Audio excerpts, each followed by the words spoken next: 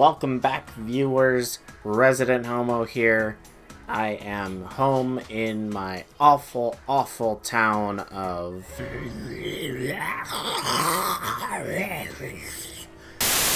And today, I'm gonna go over my Chicago and St. Louis double feature travel trip.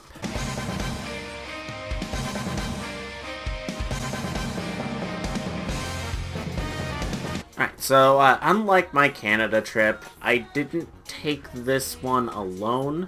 I went with one of my best friends. You've seen him in episode 1 of Kitchening with Kaylin. He's the one who does the torture dance. When we landed, the first thing we had to do was pay a visit to the munchie meal capital of fast food. So, naturally, we went to White Castle. Welcome, friends. We landed in bumfuck misery and have our poor little West Coast taste buds engaging in this White Castle shenanigan. Got onion rings. Apparently those are supposed to be good, maybe? Yeah, their onion rings are pretty good. A shit ton of horseradish mustard, which we have been advised is actually the best thing on the menu. Which is a little disappointing to think about. Oh, White Castle does crinkle cut fries. Yes, they do. Neat. And then double cheese slider. Jesus fuck, that actually does look like the frozen ones. But there's like pickles and like a second patty and shit. And onions. Yeah, here's the thing about White Castle. So they're not actually onions. What White Castle does now, because what they used to do is they used to do a bed of onions, then they put the burger patties on top, and the buns on top, and they steamed the meat and the buns in the onion vapors. Onions are expensive. So what White Castle does is chopped cabbage in onion juice. Wait, onions are expensive? Apparently compared to cabbage. Well, compared to cabbage, yeah, but onions are like really fucking cheap. I don't know what they're on. Anyway, let's give it a try. Fuck the frozen ones, these are good. Alright, so are we supposed to pair this with the burger or the rings? The burger, the onion rings, and the fries. Oh, so pair it with everything. Ring.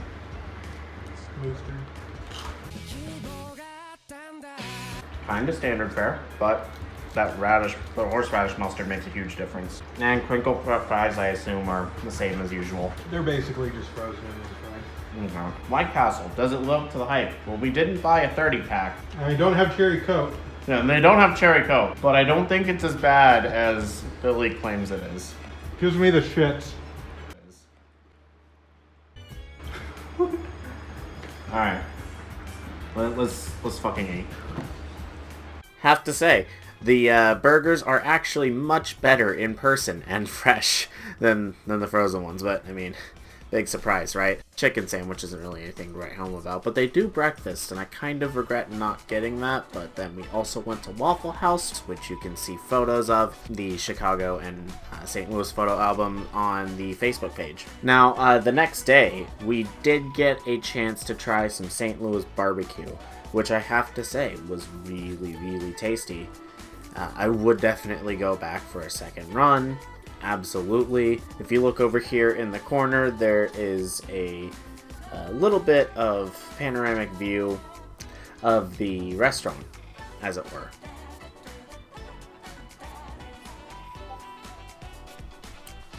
So now, there was a lot that we did on the first day. A lot of it was driving around and getting to take photos of St. Louis itself. A lot of those photos you can definitely find in the St. Louis album. I didn't get a whole lot of video footage. Unfortunately, there just wasn't much opportunity to charge my phone, and I lost a lot of daylight, but lesson learned, I suppose. However, we're going to go ahead and fast forward over to the Chicago portion of this double feature. But don't worry. We're coming back to St. Louis.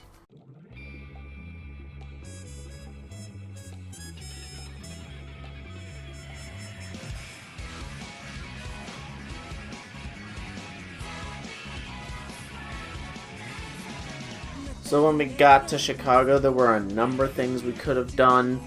We did actually make this trip specifically to go to a concert for Ninja Sex Party, if you've never heard of them. As you can see, I brought home a poster of the 30th anniversary concert. It is autographed by Danny and Brian, and that mostly makes up what we did the first day. However, we did also take a trip to the sky deck of the now named Willis Tower. Although I suppose if you're from Chicago, you probably know very well that it is always the Sears Tower, or at least so I've been told. I'm not from there, filthy tourist. Hello friends, Resident Homo here. I am up in Chicago. I'm up on something called the Sky Deck. And I tell you, it's a world amongst the clouds. Or at least as close as I'm gonna get. More photos to come of it.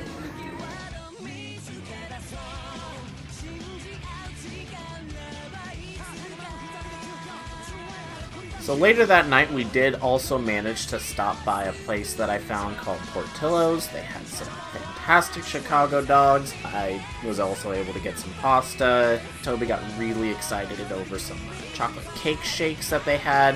It was a really, really cool experience. And again, you can see all of these photos on the Facebook page in the Chicago folder. There's a lot of shots I took of the interior of this restaurant. It was packed, 2 stories, and granted, big city, but it was a really cool site.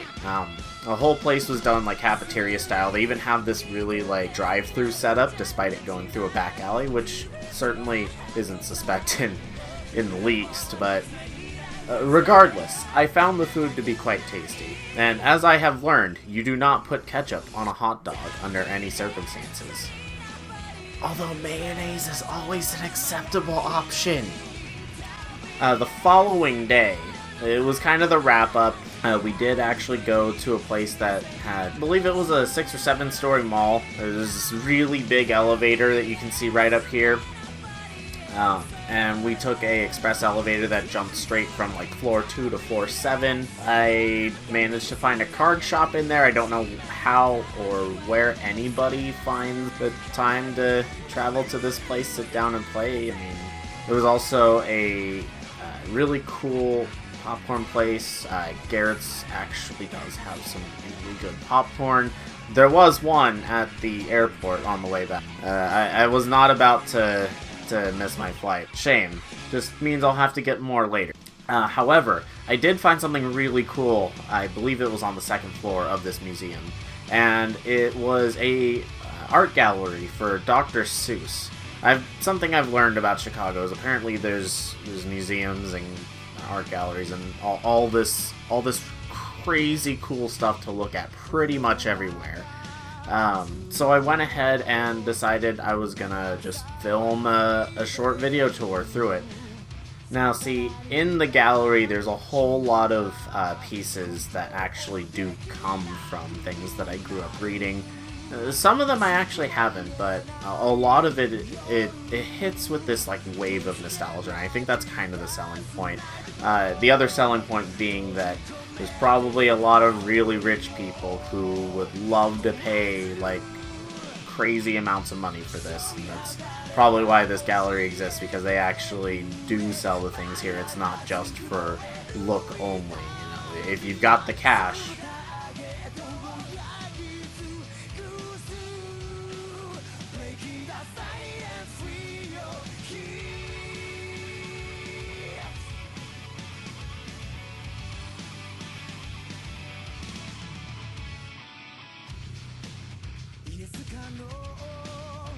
So after a short while, we took some public transit and made our way over to Navy Pier.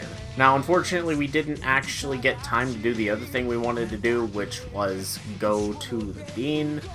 I guess we didn't need to be every other tourist that ever goes to Chicago. Navy Pier was pretty cool, though, and I got a chance to hunt down elote, which, for reasons I can't comprehend, is strangely difficult to find where I live. Maybe I'm just not looking in the right places, but come on, California. Granted, NorCal, not SoCal, where all the crazy good food is. But I wound up being so excited that I inhaled a bit of that pepper as I was eating, and it like shot right up my nose. It was just absolutely the worst thing, but it was tasty enough.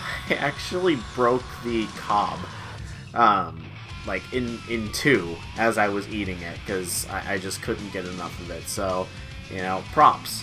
Absolutely top notch. Yeah, so as we wandered around Navy Pier, and again, there's, I don't know how many times I can shamelessly plug that Facebook page, but there was this really big Ferris wheel. I will admit, that would have been a really cool way to get to see a whole lot of the city.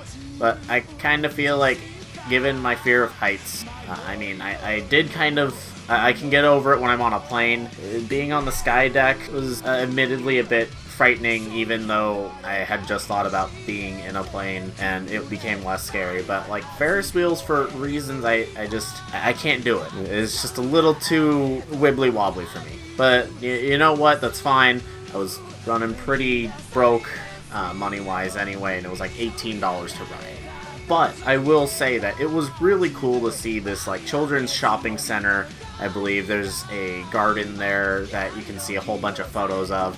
There is also that sort of amusement park that sits up top right next to the pier. Aside from the fact that it was really cold, I thought it was really cool. That was bad. In stark contrast to my time in San Francisco, I'm very used to a pier setting having flocks of seagulls and smelling extremely salty and kind of bad, frankly. Difference being next to freshwater, I suppose. You don't really think about it. So right now I'm going to go ahead and cut back to the me from the past, who is still at Navy Pier and recording her present experiences there. Hey friends, Resident Homo here. I'm hanging out at the Navy Pier out here in Chicago. Like a shopping mall, children's museum, amusement park. I don't know, it's all over the place, but it's pretty rad. All that Ferris wheel ride's like $18. Think I'm good. Picked up some hot dogs earlier and last night. I have photos from last night, it's not today's. If you look behind me, you can see more of Navy Park. And then there's the city. There's a lake out there. I think that's Lake Michigan. I could do with a geography refresher. This trip's been a blast. No doubt. I've had a lot of good food. The concert last night was fantastic. The phone was a little too dead to take any video, but that's fine. Nobody wants to watch camcorded concerts anyway. I'm probably gonna... I do have a couple photos though. Those are really fun. So this is our last few hours here in Chicago, and then we head back home to St. Louis, and we're there until tomorrow before we fly back to NorCal. I would call it a concrete jungle, but it's more glass than anything. The view over by the lake though is nice. It's like really trippy because every time I see the water, I think of like the ocean, and this is fresh water, not salt water. Oh, and then there's a Shakespeare theater over there, an elevator that runs down into the mall, Ferris wheel in action. Our friends are on that right now. They had the money to spare. There's a Halloween garden over there, carousel, like a rotating swing. There was a VR setup a little while back also. For now, this is double vision. Double. Anyway, I'll get some more video when we get back to St. Louis. We came back from Chicago the night before, spent one more night of rest, and then we had to leave like the next day. So what better use of our hours before our flight than to cut it really close and go visit the Arch? I'm kidding, that was a really bad idea, but it was pretty worth it. Friends, Resident Homo here on our last day in St. Louis. I am approaching the St. Louis Arch, I think it's called. The Gateway Arch. You can kind of spot it behind me. It's pretty fucking cool.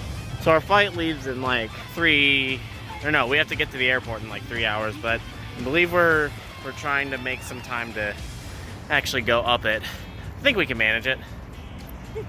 I keep looking up and expecting to see it golden, and then remember that not everywhere's McDonald's. Alright, so once again, we're going to go ahead and time travel back to the past where I am still in St. Louis, exploring the Arch.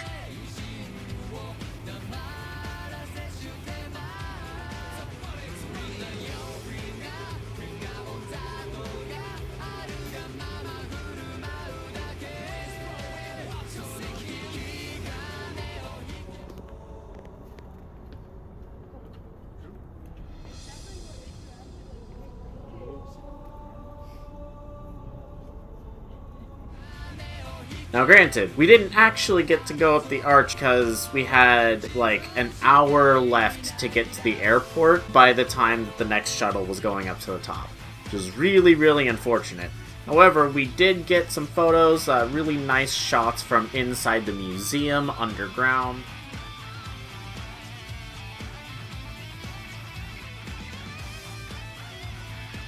I realized it would be an extremely missed opportunity if I didn't take a second to cut this really, really poor and, I believe, misremembered dialogue exchange.